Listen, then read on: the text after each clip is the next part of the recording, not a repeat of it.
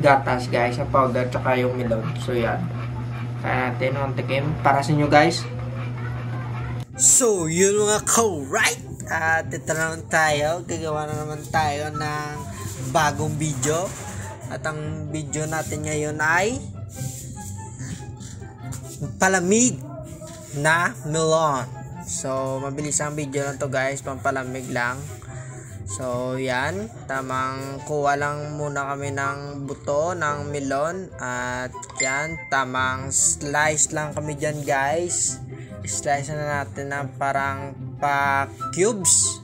So yan, pass forward lang, tamang pass forward. So yan, at tapos na ako.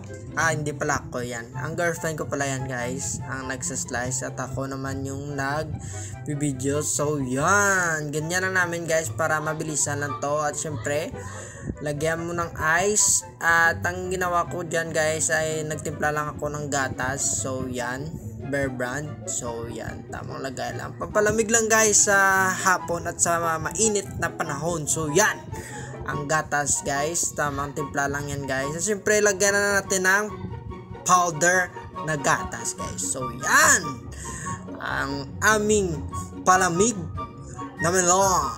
So yan mga guys, abat ang sarap niya gan guys, promise at tanong lamig. So yun. So, yun mga co-right. At gumawa na tayo ng mabilisang palamig to guys. Melon palamig. Kasi simple lang yung ingredients. Ice, gatas, at saka melon lang. So, yun guys. Kita nyo naman to. Finish na. Nilagyan natin ng gatas na powder sa taas para maging masarap tignan. So, yun. Tikman natin. Kung the best na ba. Siyempre, dapat merong gatas guys, ang powder tsaka yung melon. So yan, kaya natin ang tikim para sa inyo guys.